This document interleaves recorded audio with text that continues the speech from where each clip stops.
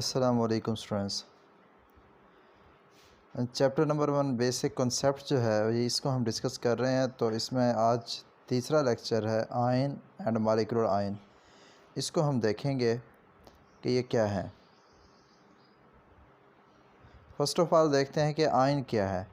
Ion की definition करते हुए हम कहते हैं a species which carry either positive और नेगेटिव चार्ज, यानी कोई एटम या एटम्स का ऐसा ग्रुप हो जिस पर पॉजिटिव या नेगेटिव चार्ज हो, उसको हम नाम देते हैं ये क्या है जी, आयन है। यहाँ एग्जांपल दी हुई है, जैसे ये सोडियम की हम देख रहे हैं।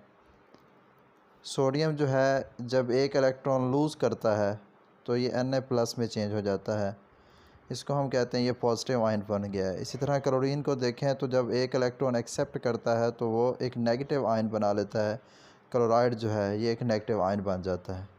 तो इस तरह जब भी किसी स्पीशी पर हम देखेंगे कि उस पर पॉजिटिव या नेगेटिव चार्ज है तो हम उसे कहेंगे ये क्या है जी, आयन। और इसी मुनासबत से अगर हम देखें तो इनकी दो टाइप्स बनती हैं, एक है कैटायन और पॉजिटिव आयन।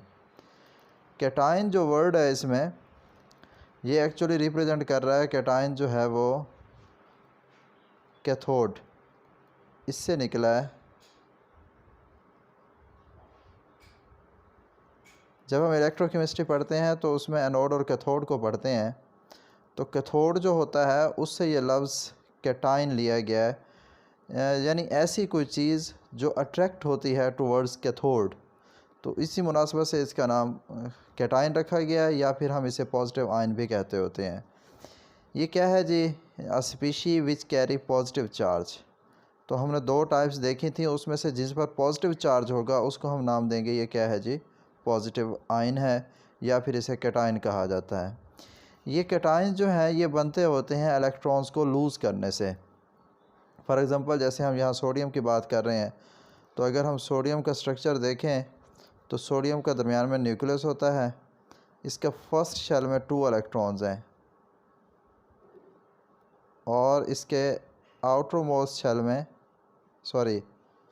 फर्स्ट शेल में 2 इलेक्ट्रॉन्स हैं, नेक्स्ट शेल में इसके 8 इलेक्ट्रॉन्स हैं।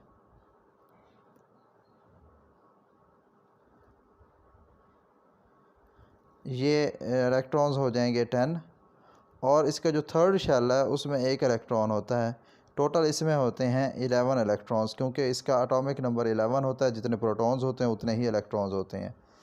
अब ये एटम चाहता है कि मैं अपने आप को स्टेबल कर लूँ, और स्टेबिलिटी जो है वो तमाम एटम्स हासिल करते हैं अपने आप को नोबल गैसेस जैसा बना के। तो इसके करीब तरीन जो नोबल गैस है वो नियॉन है। नियॉन का एटॉमिक नंबर 10 होता है। तो ये चाहता है कि जिस तरह उसमें 10 इलेक्ट्रॉन्स हैं, मेरे भी 10 इलेक्ट्रॉन्स हों, ताकि ये मेरा जो दूसरा शेल है इसमें जब 8 इलेक्ट्रॉन्स रह जाएंगे तो ये कम्प्लीटली फिल्ड होगा, ना इलेक्ट्रॉन्स देने पड़ेंगे ना इलेक्ट्रॉन लेने पड़ेंगे। तो इसीलिए ये जो है अपना 1 इलेक्ट्रॉन लूज़ कर देता है। पहले हम देखें अगर इसमें, तो सोडियम के पास जो न्यूक्लियस में प्रोटॉन्स थे वो 11 थे, और आउटर मोस्ट शेल में जो जो इसके शेल्स हैं उन सब में इलेक्ट्रॉन्स भी कितने थे, ये यहाँ पे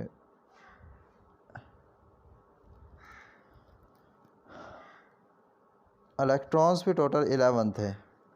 तो जब हम इसको मैथमेटिकली करते हैं तो हमें आंसर मिलता था 0, और यहाँ सोडियम क्या है जी, न्यूट्रल है। लेकिन जब ये अपना आउटर मोस्ट शेल में से जो इलेक्ट्रॉन एक है इसमें ये लूज़ कर देगा, तो अब आप देखें इसमें अब प्रोटॉन तो 11 होंगे, लेकिन इलेक्ट्रॉन कितने होंगे जिन पर नेगेटिव चार्ज होता है, वो 10 रह जाएंगे। और जब हम इसको सॉल्व करेंगे तो हमारे पास आंसर आ जाता है +1, यानी ये +11 -10, तो आंसर कितना आ जाएगा, +1। और इसीलिए हम सोडियम को जो है जब वो न्यूट्रल होता है तो हम Na ऊपर आप 0 का सिंबल डाल सकते हैं। जब ये 1 इलेक्ट्रॉन लूज़ कर देगा तो इस पर कौन सा चार्ज पैदा हो जाएगा, पॉजिटिव। तो ये इस तरह पॉजिटिव आयन बनते हैं बाय लूजिंग 1 और मोर इलेक्ट्रॉन्स। तो सोडियम ने 1 इलेक्ट्रॉन दिया है तो इसलिए इस पर +1 चार्ज है। अगर 1 से ज़्यादा देगा तो फिर उसी हिसाब से इस पर चार्ज जो है वो बढ़ता जाएगा। कैटायन की जो फॉर्मेशन होती है ये एंडोथर्मिक होती है, यानी ये ऐसा प्रोसेस है जिसमें हीट एब्जॉर्ब होती है, आपको हीट देनी पड़ेगी। क्यों? क्योंकि इसमें अगर हम देखें तो इसका जो न्यूक्लियस है किसी भी एटम का, उस पर पॉजिटिव चार्ज होता है और बाहर जो इलेक्ट्रॉन है उस पर नेगेटिव चार्ज होता है। तो आप पॉजिटिव से नेगेटिव शय जो एक दूसरे को अट्रैक्ट कर रही हैं, आपने नेगेटिव को वहाँ से बाहर निकालना है, तो आपको एनर्जी देनी पड़ेगी क्योंकि आप अट्रैक्शन के अपोजिट काम कर रहे हैं।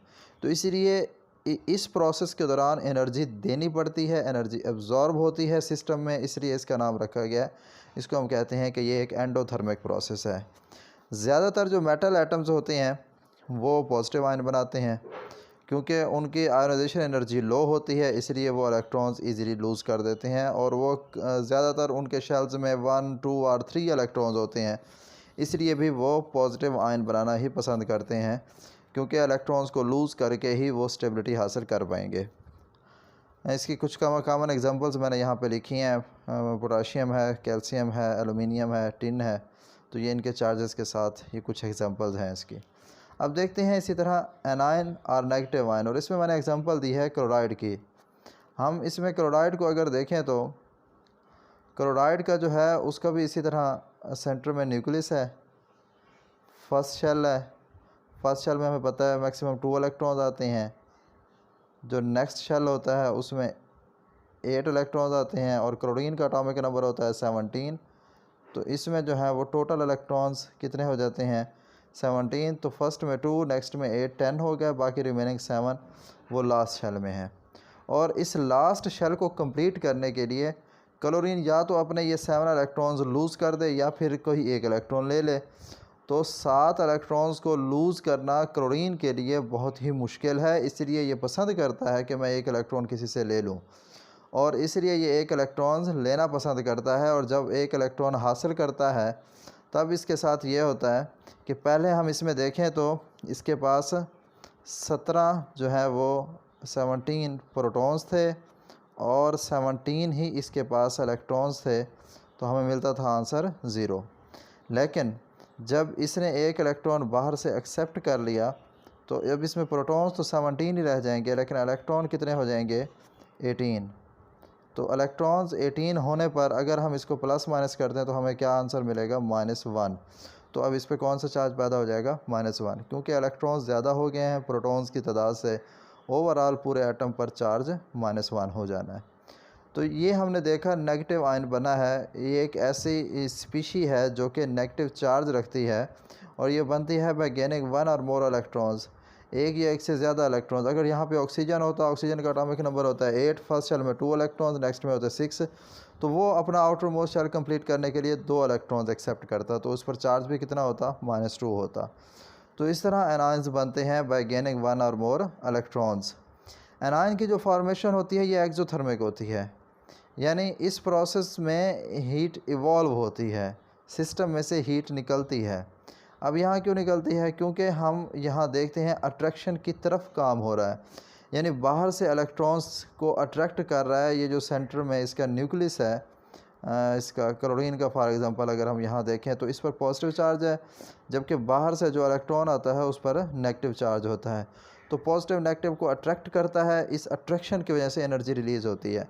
मैं एक सिंपल सी एग्जांपल देता हूँ कि अगर हम ज़मीन है, ये जो अर्थ है हमारी, इससे हम किसी भी ऑब्जेक्ट को अगर हम अर्थ से दूर ले जाएं तो हम अट्रैक्शन के अपोजिट काम करते हैं, तो उसके लिए हमें एनर्जी देनी पड़ती है।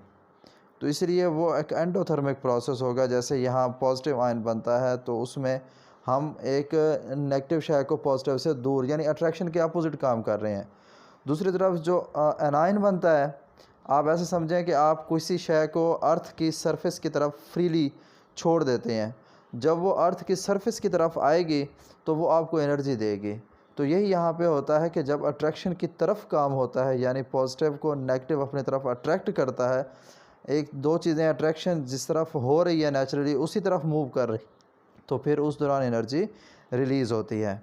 तो ये है आयंस की फार्मेशन, और इसके दौरान जो एंडोथर्मिक और एक्सोथर्मिक प्रोसेस है इसको मैंने एक्सप्लेन करने की कोशिश की है। ज़्यादातर नॉन मेटल्स जो हैं वो बनाती हैं ये, क्योंकि नॉन मेटल्स के आउटर मोस्ट शेल में मोर देन 4 इलेक्ट्रॉन्स होते हैं और वो इलेक्ट्रॉन्स देना पसंद नहीं करते बल्कि इलेक्ट्रॉन्स लेना पसंद करते हैं, इसलिए उन पर नेगेटिव चार्ज आ जाते हैं।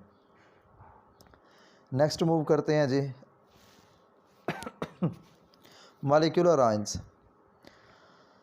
अभी हमने पढ़ा कि एटम जब भी इलेक्ट्रॉन को लूज़ करते हैं या गेन करते हैं तो उन पर पॉजिटिव या नेगेटिव चार्ज आ जाता है। इसी तरह कुछ मॉलिक्यूल्स में भी होता है।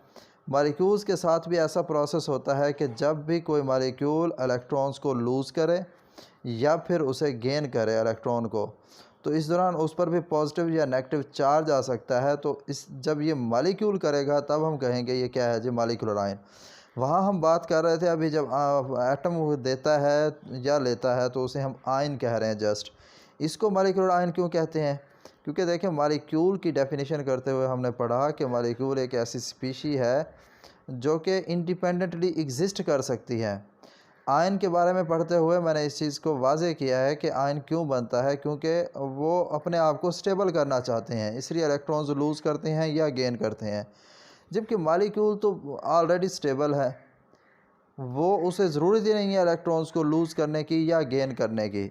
तो यहाँ हम किसी ख़ास प्रोसेस के तहत, या दूसरे लफ्ज़ों में कहूँ कि हम ज़बरदस्ती जो है उस पर कोई ऐसा प्रोसेस हम उसे उस प्रोसेस के अंदर लेके आते हैं कि जिससे एक मॉलिक्यूल जो है उसमें से इलेक्ट्रॉन्स लूज़ होते हैं या फिर गेन होते हैं, तो उससे एक वो मॉलिक्यूलर आयन बन जाता है।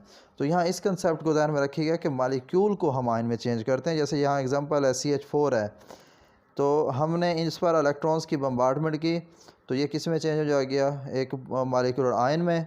और यहाँ देखें 1 इलेक्ट्रॉन्स था तो यहाँ कितने हो गए, 2 इलेक्ट्रॉन्स। यानी ये हुआ कि ये जो इलेक्ट्रॉन्स हमने इस पर बम्बार्ड किए हैं वो इसी में से कुछ इलेक्ट्रॉन्स को निकाल कर ले गए हैं, तो इसलिए इस पर पॉजिटिव चार्ज आ गया। यहाँ मैंने इसे एक्सप्लेन भी किया है एक डायग्राम के ज़रिए कि इनकी जनरेशन होती कैसे है। इनकी जनरेशन वैसे नहीं है जैसे आयंस की जनरेशन होती है। इनकी जनरेशन होती है हाई एनर्जी इलेक्ट्रॉन बीम, जब अल्फ़ा पार्टिकल की फॉर्म में या फिर एक्स रेज़ की फॉर्म में हम बम्बार्ड करते हैं, तो उस दौरान कुछ इलेक्ट्रॉन्स लूज़ हो जाते हैं और वो शायद जो है वो चेंज हो जाती है एक आयन के अंदर। अब इसको ही हम देखें, ये जो प्रोसेस है सारा, ये मैंने दिखाया कि ये एक्स रेज़ हैं। एक्स रेज़ बम्बार्ड कर रहे हैं हम, मीथेन गैस है उस पर। तो ये मैंने उसके इलेक्ट्रॉन्स दिखाए हैं मीथेन गैस के, हम देख रहे हैं ये मुख्तलिफ जो बॉन्डिंग में हिस्सा ले रहे हैं हाइड्रोजन के साथ। जब ये एक्स रेज़ पास थ्रू होंगी तो ये पॉसिबिलिटी है कि ये जो बॉन्डिंग इलेक्ट्रॉन्स हैं उनमें से किसी से कोलाइड कर जाएँ, टकराएं और वहाँ से इलेक्ट्रॉन्स को निकाल कर ले जाएं। तो यहाँ हमने देखें ये एक इलेक्ट्रॉन को निकाल कर ले गए हैं। जब इस पूरे मॉलिक्यूल पर, ये जो हमने यहाँ शो किया है, इस पर इलेक्ट्रॉन्स की डेफिशिएंसी होगी, कमी होगी, तो इस पर कौन सा चार्ज पैदा होगा, पॉजिटिव चार्ज पैदा हो जाएगा। और ज़्यादातर केसेस में जब इस तरह का हम प्रोसेस करते हैं तो पॉजिटिव मॉलिक्यूलर आयन बनते हैं। ये पॉसिबिलिटी बहुत कम है कि हम इस तरह एक्स रेज़ को बम्बार्ड करें और कुछ इलेक्ट्रॉन्स एक्स रेज़ के यहाँ पे कैप्चर हो जाएं और इस पर नेगेटिव चार्ज पैदा हो जाए।